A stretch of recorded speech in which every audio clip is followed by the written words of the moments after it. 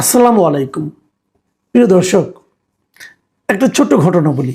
আজকের ঘটনা, ইফতারের আগে আগে আমি আমাদের গলিতে আর কি, আমি থাকি কলাবাগান এলাকায়, তো গলিতে গিয়েছিলাম একটু ফলমূল কিনতে ইফতারির জন্য আর কি।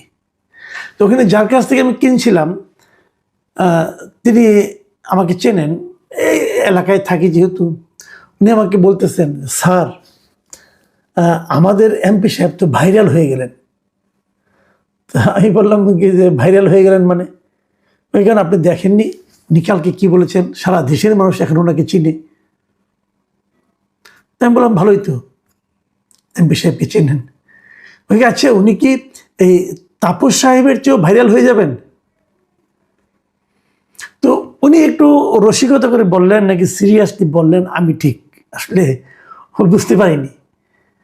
আমরা যারা ধানমন্ডি এলাকার, এই এলাকা ধানমন্ডি কলাবাগান এই এলাকায় থাকি আর কি, একসময় এখানকার এমপি ছিলেন শেখ ফজলে নূর তাপস, বর্তমান এমপি হয়েছেন বিএনপির শেখ রবিউল আলম, দুজনই শেখ আছেন।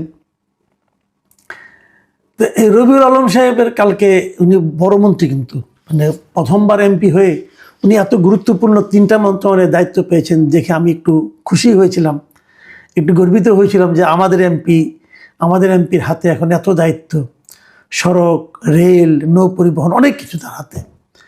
তো এটা আমাদের জন্য একটা গর্বের ব্যাপার। ওনার সঙ্গে 2জন প্রতিমন্ত্রী আছেন ওনার সহকারী হিসাবে, তো সেই হিসেবে ভালো। তো কালকে উনি যে কথাটা বলেছেন, একটা কথা বলে আসলে উনি ভাইরাল হয়ে গেছেন।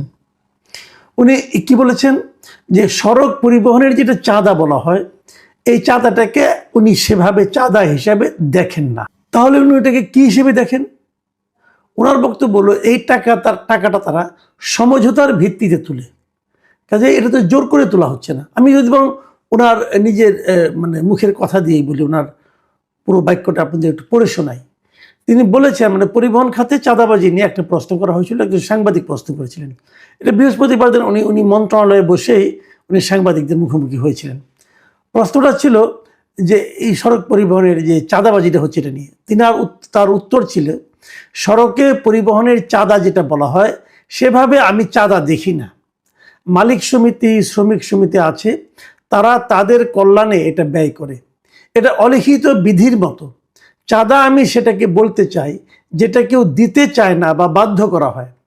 মালিক সমিতি নির্দিষ্ট হারে টাকা তুলে মালিকদের কল্যাণে ব্যবহার করতে চায়। কতটুকু ব্যবহার হয় সেটা নিয়ে হয়তো বিতর্ক আছে, কিন্তু তারা সমঝোতার ভিত্তিতে এই কাজটা করে।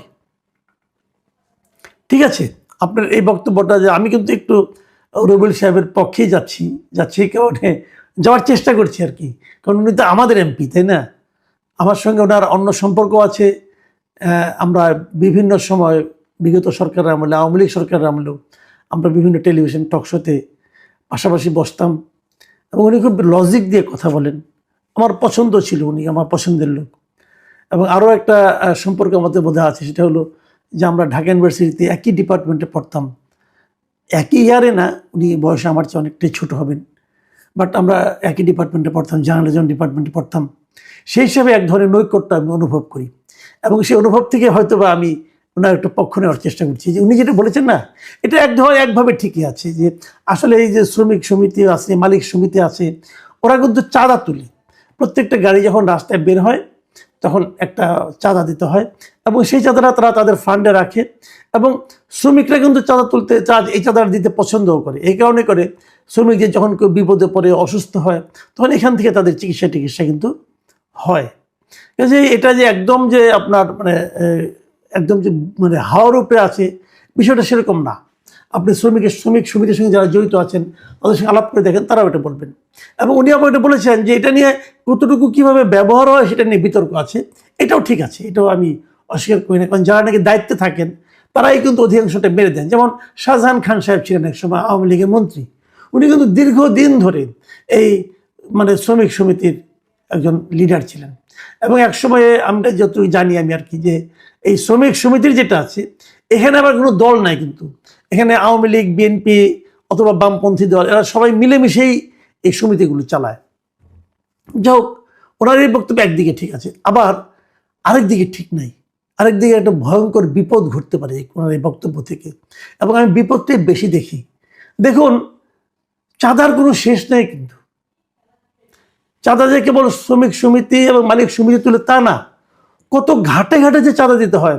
আপনি গাড়িটা রাস্তায় নামাবেন, নামানোর সঙ্গে সঙ্গে আপনাকে চাঁদা দিতে হবে, এবং আজকে কোন রুটে আপনি যাবেন সেটা নির্ধারণ করে দেবে, কোন সময়ে যাবেন, সব কিছুর পেছনে কিন্তু চাঁদা আছে। আর উনি যে কথাটা বলেছেন যে সমঝোতার ভিত্তিতে, ভাই সমঝোতাটা কি জিনিস বলেন তো? ধরেন আমি রাস্তায় যাচ্ছি, একজন এসে আমার সামনে একটা ছুরি ধরলো, ধরে বললো তোমার মোবাইল দাও, তোমার ঘড়ি দাও, তোমার যা আছে দাও, মানি ব্যাগ দাও। আচ্ছা, আমি কি তার সঙ্গে মারামারি করবো? করবো না তো, কারণ আমার ছুরির ভয় তো আছে, আমি তাকে দিয়ে দেবো এগুলো। তো এই যে আমি দিলাম, আমি কোনো শব্দও করবো না, লোকে কি মনে করবে আমি বোধহয় সমঝোতার ভিত্তিতে দিয়ে দিলাম। আমি কি সমঝোতার ভিত্তিতে দিলাম? আমি আরো উদাহরণ দিয়ে বলি, রবিউল সাহেব নিজে কিন্তু কনস্ট্রাকশন, ওনার কোম্পানি আছে, কনস্ট্রাকশনের ব্যবসা উনি করেন, আওয়ামী লীগের আমলে করেছেন, একদম করেন না তা তো না, ভালোই করেছেন। আচ্ছা, ওই সময় কি উনাকে চাঁদা দিতে হয় নাই? চাঁদা না দিয়ে উনি ব্যবসা করতে পারছেন আওয়ামী লীগ আমলে? পারেন নাই। এবং এই যে আওয়ামী লীগ আমলে চাঁদা দিচ্ছেন, এই চাঁদা দেওয়া নিয়ে উনি কি কোনো জায়গায় থানায় যে মামলা করছেন যে আমার কাছ থেকে চাঁদা নিয়েছে? করেন নাই। তখন করলে উনি ওনার ব্যবসা করতে পারতেন না রে ভাই। উনিও এটা সমঝোতার ভিত্তিতে দিয়েছেন। যত লোকে চাঁদা দেয়, যে কোনো কাজ, আপনার কোনো কনস্ট্রাকশন কাজ করতে যান, একটা বাড়ি বানাতে চান, আপনাকে চাঁদা দিতে হবে। আপনি মন খারাপ করে দিবেন, কিন্তু আপনি এটা নিয়ে হইচই করবেন, করলে তো আপনি কাজই করতে পারবেন না। আচ্ছা, এটা বাদ দেন, পরিবহন খাতের চাঁদার কথা বলি। আপনি মনে করেন টেকনাফ থেকে তো আমাদের অনেক মালামাল আসে, মিয়ানমার অনেক আসে না? টেকনাফ থেকে একটা, আমি কিছুদিন আগে, মানে আওয়ামী লীগ আমলের কথা বলছি, ওই সময় একজন, মানে আপনি এই যে ভোক্তা অধিকারের যিনি ডিরেক্টর ছিলেন, তিনি বলেছিলেন, একজন ওপেনলি বলেছিলেন যে ওখান থেকে একটা ট্রাক মাল আনতে, টেকনাফ থেকে ঢাকা পর্যন্ত আনতে তারা 24-25 হাজার টাকা নেয়। এত টাকা কেন? তখন তারা বলছিল যে অনেক জায়গায় তাদের চাঁদা দিতে হয়, চাঁদায় চলে যায় কয়েক হাজার টাকা। এই চাঁদাটা কিসের? এই চাঁদাটা কি সমঝোতার ভিত্তিতে দেয়? হ্যাঁ, দেয়। সমঝোতার ভিত্তিতে চাঁদা না দিলে সে ব্যবসায় করতে পারবে না। রেট হয়ে গেছে, আপনি অমুক পয়েন্টে এত টাকা দেবেন, তমুক পয়েন্টে এত টাকা দেবেন, পুলিশকে এত টাকা দেবেন, সব সমঝোতা, এবং তার একটা ছোট্টকে স্লিপ ধরে দেবে আপনাকে এই চাঁদা নিয়ে। এই সমঝোতার চাঁদাটাকে আমরা চলতে দিতে চাই? আমরা কি নতুন সরকার পেয়েছি, এই সরকারের কাছে কি আমরা চাই যে তারা এভাবে সমঝোতার ভিত্তিতে চাঁদা চলুক, এটা অনুমোদন করবেন? দেখেন, শেখ রবিউল আলমকে বলছি যে আপনি একসময় কিন্তু ব্যবসা করতেন, একসময় রাজনীতি করতেন, এখনো করেন রাজনীতি, বিভিন্ন জায়গায় কথা বলতেন, সেই সময়ের আপনি আর মন্ত্রী হওয়ার পর আপনি কিন্তু এক লোক না। এখন আপনার প্রত্যেকটা শব্দ নিয়ে লোকে আলোচনা করবে, প্রত্যেকটা শব্দ, বাক্য না, প্রত্যেকটা শব্দ নিয়ে আপনাকে আলোচনা করতে হবে, এবং এই কথাটা মাথায় রেখে আপনি কথা বলতে হবে। আপনাকে মনে রাখতে হবে যে এই কথাটা যে বললাম, এটা আমার জন্য বড় ক্ষতির কারণ হতে পারে। আপনি কি ভেবে বলেছেন সেটা এক কথা, কিন্তু আপনার এই কথাটা সমাজে কিভাবে ছড়িয়েছে সেটা হলো গুরুত্বপূর্ণ, এবং এর নেতিবাচক প্রভাবটা কিন্তু ভয়ঙ্কর, খুব ভয়ঙ্কর নেতিবাচক প্রভাব। অলরেডি কিন্তু মানুষ বলছে যে এই সরকার তো তাহলে চাঁদাবাজদের একভাবে স্বীকৃতি দিল, এবং চাঁদাবাজরা কিন্তু এটাকে একটা আশকারা হিসেবে নেওয়া শুরু করে দিবে এখন, এবং সবাই সমঝোতার ভিত্তিতে ঝাঁপাই পড়বে।